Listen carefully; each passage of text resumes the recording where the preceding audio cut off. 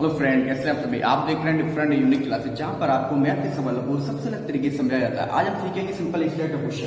देखो friend, math में जो सिंपल इंस्टेंट है बहुत इजी होता है। इसको अगर आप डीपली से एक बार समझ लोगे इसकी बात को, तो आप कभी भी क्वेश्चन में कंफ्यूजन नहीं होगे।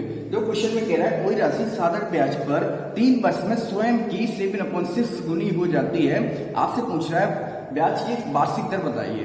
सबसे पहले आपको समझना पड़ेगा कि ये साधारण ब्याज होता क्या है।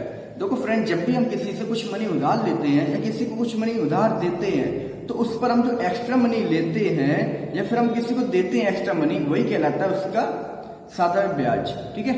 अब होता क्या है, साधारण ब्याज में जो आपको दर दी जाती है वो दी जाती है आपको वार्षिक दर। जैसे वार्षिक दर में बोल दिया उन्होंने 10%, तो 10% का मतलब होता है कि उस मनी का जो आपने दिया है उसका 10% आपको एक्स्ट्रा देना पड़ेगा।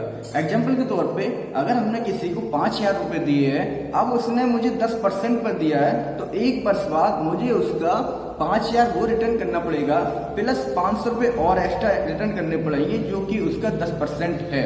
ठीक है फ्रेंड, इसी तरीके से अगर हम उसे 2 वर्ष यूज करेंगे तो फिर मुझे उसको 1,000 रुपए देने पड़ेंगे। हम समझ चुके हैं साधारण ब्याज। अब देखते हैं किसी दर से 3 वर्ष में।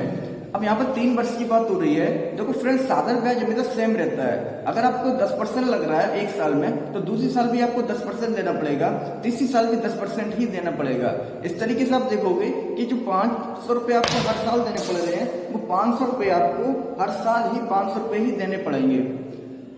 अगर आपको 3 वर्ष का दिया हुआ है ब्याज, तो आपको 1 वर्ष का कैसे निकालोगे, आप उसमें 3 का डिवाइड कर दोगे। अब आगे हम पढ़ते हैं स्वयं की 7/गुनी हो जाती है। अब यहाँ पर कह रहे हैं कि स्वयं की जो मनी थी वो 7/6 गुनी हो जाती है। अब जैसे मनी कोई थी, है ना, अब उसकी 2 गुनी कैसे होती है, 2 का गुणा करके। 3 गुनी कैसे होती है, 3 का गुणा करके। अब यहाँ पर कितनी गुनी हो रही है, 7/6 गुनी। तो हम 7/6 गुनी जब हो रही है, तो हम उस मनी में 7/6 का कर देंगे मल्टी। जिस तरीके से 2 गुनी में हम 2 का मल्टी करते हैं, उसी तरीके से 7/6 गुनी में हम 7/6 का मल्टी कर देंगे। ठीक है फ्रेंड्स। अब देखो यहाँ पर ब्याज की आपको दर पूछा है। अब बहुत ही अच्छे से समझो आप सवाल को।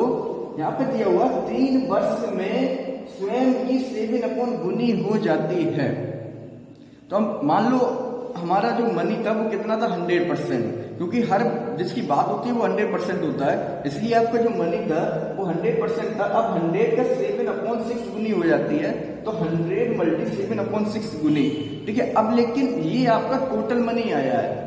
उन्होंने क्या कहा कि 3 वर्ष में स्वयं की 7/6 गुनी हो जाती है, लेकिन ये टोटल मनी आ गया, इसमें आपका मनी भी ऐड है और 3 वर्ष का ब्याज भी ऐड है। तो हम करेंगे क्या, इसमें से जो हमारा मनी है 100%, उसको हम माइनस कर देंगे, तो आपका 100% माइनस 7/6 माइनस 100%, ये क्या है हमारा मनी, और ये क्या है मनी विद ब्याज।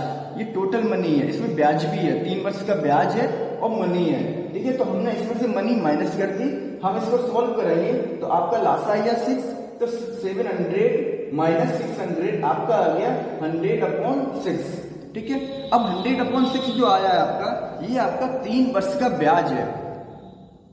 3 वर्ष में टोटल हुआ था, तो इसमें मनी हमने माइनस कर दिया। अब क्या करेंगे, ये 3 वर्ष का ओनली ब्याज है ना, तो हम क्या करेंगे, अब 3 वर्ष का ब्याज है, तो हमने 3 का लगा दिया इसमें डिवाइड, जिससे ये क्या रह गया, 1 वर्ष का ब्याज रह गया है।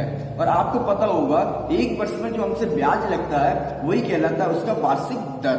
ठीक है। तो हमने इसमें 3 का डिवाइड लगा दिया, जिससे क्या रह गया, ये अब 1 वर्ष का ब्याज। 1 वर्ष का ब्याज कितना निकल कर आ रहा है, 50/9%, है ना। अब 1 वर्ष का ब्याज ही आपको पता होगा, 1 वर्ष का ब्याज ही क्या कहलाता है, वार्षिक दर।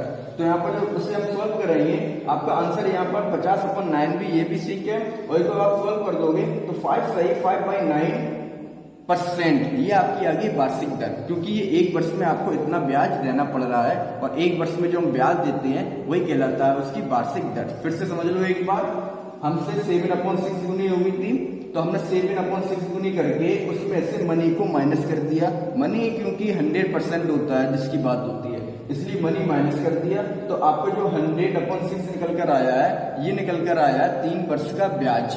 अब इसमें हमने 3 का डिवाइड लगा दिया, तो वो रह गया हमारा 1 वर्ष का ब्याज। 1 वर्ष में हमसे कितने % ब्याज लगा, और एक वर्ष में जो हमसे परसेंटेज ब्याज लगता है वही कहलाती है हमारी वार्षिक दर। ठीक है फ्रेंड्स, देखो मैथ का कोई क्वेश्चन हो सारे इजी होते हैं, बस आपको एक बार उसके डीपली से समझना पड़ेगा। अगर आप उसे कभी डीपली से नहीं समझोगे तो आप हमेशा मैथ में कंफ्यूजन रहोगे। इसलिए कोई एक क्वेश्चन करो आप तो उसको इतने अच्छे से करो कि दोबारा फिर उसे कभी करना ना पड़े, ना उसे कभी समझना पड़े।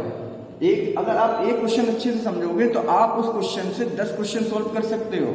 तो इसलिए सबसे जरूरी है आप क्वेश्चन की बात को समझो, क्वेश्चन में क्या बोल रहा है उसकी डीपली में जाओ, फिर उसे सॉल्व करो।